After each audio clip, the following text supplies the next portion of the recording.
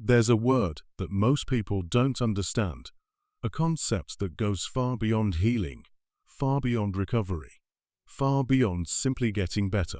It's a word that represents the ultimate destination of your transformation journey, the highest expression of what it means to be truly free.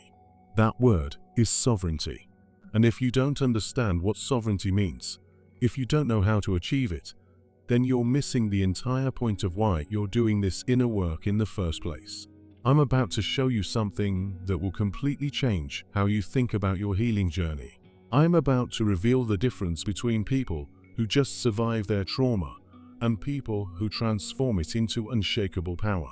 I'm about to paint you a picture of what your life looks like when you move beyond healing into true sovereignty, and why this should be your ultimate goal. Most people think that healing from trauma means feeling better, managing symptoms, or functioning normally in society. But that's not healing. That's just successful management of dysfunction. True healing leads to something far more profound, far more powerful, far more transformative. True healing leads to sovereignty. If you're ready to understand what sovereignty really means, if you're ready to see the vision of what your life could become when you claim your complete power, then hit that subscribe button right now. Like this video and tell me in the comments below, what would sovereignty look like in your life? What would change if you had complete ownership of your thoughts, emotions, actions, and destiny? Let me tell you about the moment I realized I had achieved sovereignty. It was 3 months ago, and I was having a conversation with my father. For the first time in my life, I wasn't walking on eggshells. I wasn't measuring my words, calculating his reaction, or managing his emotions. I was completely present, completely authentic, completely unaffected by his attempts to manipulate or control me. I spoke my truth with clarity and conviction, set my boundaries with unwavering firmness, and when he tried his old tactics of guilt and intimidation, I felt nothing but compassion for his unconsciousness. That's when I knew I had crossed the threshold. I wasn't just healed from my trauma, I was sovereign. I had moved from being a victim of my circumstances to being the creator of my reality. I had transformed from someone who was controlled by external forces to someone who was completely self-determined. I had evolved from a wounded child seeking approval to a powerful adult who generates his own validation. This is what sovereignty looks like. It's not just about feeling better or functioning normally. It's about complete ownership of your life, your choices, your energy, and your destiny. It's about being so deeply rooted in your authentic self that nothing external can shake you. It's about having such clear boundaries that you're immune to manipulation. It's about being so connected to your inner wisdom that you trust yourself completely. But here's what most people don't understand. Sovereignty isn't the same as healing. Healing is what happens when you address your wounds, when you process your trauma, when you release stuck emotions and limiting beliefs. Sovereignty is what happens when you use that healing as a foundation to build something entirely new. Healing is about fixing what's broken. Sovereignty is about creating what's possible. Think of it this way: healing is like clearing the weeds from a garden. It's necessary work, but it's not the end goal. The end goal is to plant seeds, to cultivate growth, to create beauty and abundance. Sovereignty is the garden in full bloom. It's what grows in the space that's been cleared through healing. Most people get stuck in the healing phase. They spend years processing their trauma, understanding their patterns, working through their wounds, but they never make the transition to sovereignty. They remain focused on their problems instead of their potential. They stay identified with their wounds instead of their wholeness. They keep looking backward at what was done to them instead of looking forward to what they can create. But sovereignty requires a fundamental shift in identity. It requires you to stop seeing yourself as someone who was damaged and start seeing yourself as someone who was forged. It requires you to stop identifying with your trauma and start identifying with your power. It requires you to stop being a victim of your past and start being the architect of your future. When you're sovereign, You understand that everything that happened to you was preparation for who you're becoming. Your trauma wasn't a mistake or a misfortune. It was your initiation into deeper wisdom, greater compassion, and unshakable strength. Your wounds weren't evidence of your weakness. They were the catalyst for your transformation into power. This is why sovereignty is the ultimate goal of trauma recovery. It's not enough to just heal your wounds. You have to transform them into wisdom. It's not enough to just understand your patterns. You have to use that understanding to create new realities. It's not enough to just process your emotions. You have to alchemize them into power. A sovereign being doesn't just survive their trauma, they metabolize it. They take every wound, every betrayal, every moment of suffering, and they transform it into fuel for their evolution. They understand that their pain was the raw material for their power, that their darkness was the compost for their light, that their breaking was the prelude to their breakthrough. When you're sovereign, you don't need external validation because you generate your own approval. You don't need others to make you feel worthy because you know your worth is inherent. You don't need to control others because you have complete control over yourself. You don't need to manipulate outcomes because you trust your ability to handle whatever comes.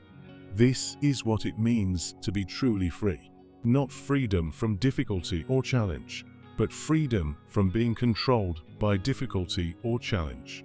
Not freedom from pain or discomfort, but freedom from being owned by pain or discomfort. Not freedom from other people's dysfunction, but freedom from being affected by other people's dysfunction. But achieving sovereignty isn't easy. It requires you to face every aspect of yourself that you've been avoiding. It requires you to take complete responsibility for your life, your choices, your reactions, and your results. It requires you to stop blaming others for your problems and start owning your power to create solutions. Sovereignty demands that you become comfortable with discomfort, that you learn to navigate uncertainty with grace, that you develop the ability to remain centered in the midst of chaos. It asks you to become so rooted in your authentic self that you can't be swayed by others' opinions, manipulated by their emotions, or controlled by their expectations. This is why most people never achieve sovereignty. They want the benefits of freedom without the responsibility of ownership. They want the power without the accountability that comes with power. They want to be sovereign over their lives without taking sovereignty over their thoughts, emotions, and actions. But you can't have sovereignty without responsibility. You can't have freedom without discipline. You can't have power without the willingness to use it wisely.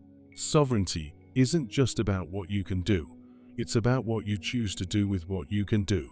When you're sovereign, you live by your own values instead of society's expectations. You make decisions based on your inner wisdom instead of external pressure. You create your reality instead of reacting to circumstances. You operate from your center instead of being pulled in different directions by others' needs and demands. This doesn't mean you become selfish or disconnected from others. In fact, the opposite is true. When you're sovereign, you can give from overflow instead of depletion. You can love without losing yourself. You can be present for others without abandoning yourself. You can serve without sacrificing your own well-being. The sovereign being is like a tree with deep roots. They can weather any storm because they're grounded in something unshakable. They can bend without breaking because they're flexible yet strong. They can give shade and shelter to others because they're nourished from within. But maintaining sovereignty in a world full of unconscious people is an ongoing challenge. You'll be surrounded by people who are still operating from their wounds, still controlled by their fears, still trying to manipulate and control others to meet their needs. You'll be pressured to abandon your sovereignty to make others comfortable, to shrink back to your old patterns to avoid triggering others' insecurities. This is where your sovereignty will be tested. Can you remain true to yourself when others disapprove? Can you maintain your boundaries when others try to cross them? Can you stay centered when everyone around you is reactive? Can you continue to operate from love when others are operating from fear? These are the moments that define your sovereignty. These are the tests that reveal whether you've truly transformed or whether you're still dependent on others' approval for your sense of self. These are the challenges that separate those who have achieved true freedom from those who are still controlled by their need to please others. Building a sovereign life requires you to align every aspect of your existence with your authentic self. Your work, your relationships, your living situation, your daily routines, your financial decisions, your social connections, everything must be in alignment with who you really are, not who you think you should be or who others want you to be. This might mean making difficult changes. It might mean leaving relationships that no longer serve you. It might mean changing careers to align with your purpose. It might mean moving to a different location to find your tribe. It might mean saying no to opportunities that look good on paper, but don't feel right in your soul. Sovereignty requires you to trust yourself completely, even when others question your decisions. It requires you to follow your inner guidance, even when it doesn't make logical sense. It requires you to honor your truth, even when it's uncomfortable or inconvenient for others. But here's what I want you to understand: sovereignty isn't a destination you reach and then you're done. It's a way of being that you must choose over and over again. It's a commitment you make to yourself daily. It's a practice that deepens with time and experience. Every day, you'll face choices that either strengthen your sovereignty or weaken it. Every interaction will offer you the opportunity to either honor your truth or abandon it. Every challenge will test whether you'll remain centered in your power or give it away to circumstances. The path to sovereignty is the path of conscious evolution. It's about becoming more aware, more intentional, more aligned with each passing day. It's about continuously upgrading your consciousness, expanding your capacity, and deepening your connection to your authentic self. This is why sovereignty is the ultimate goal of trauma recovery. Because once you achieve it, you're not just healed, you're transformed. You're not just functional, you're powerful. You're not just surviving, you're thriving. You're not just living, you're creating. A sovereign being doesn't just have a good life, they consciously create an extraordinary life. They don't just react to circumstances, they shape circumstances. They don't just adapt to their environment, they transform their environment. They don't just personal growth, they contribute to the evolution of consciousness itself. When you become sovereign, you become a light in the darkness for others who are still trapped in their wounds. You become a living example of what's possible when someone does the deep work of transformation. You become a catalyst for others' awakening simply by being who you authentically are. This is your invitation to sovereignty. This is your call to move beyond healing into true transformation. This is your opportunity to stop playing small and start claiming the power that has always been yours. Your sovereignty is not something you need to earn or achieve. It's something you need to remember and reclaim. It's not something outside of you that you need to acquire. It's something inside you that you need to activate. It's not a future possibility. It's a present reality waiting for you to step into it. Are you ready to stop being controlled by your trauma and start being empowered by your transformation? Are you ready to stop seeking validation from others and start generating your own approval? Are you ready to stop being a victim of your circumstances and start being the creator of your reality? Your sovereignty is calling. Your authentic self is waiting. Your transformed life is ready to begin. The only question is, are you ready to claim it? The journey from trauma to sovereignty is the most challenging and rewarding path you'll ever walk. It's the path that leads from victimhood to victory, from powerlessness to power, from suffering to sovereignty.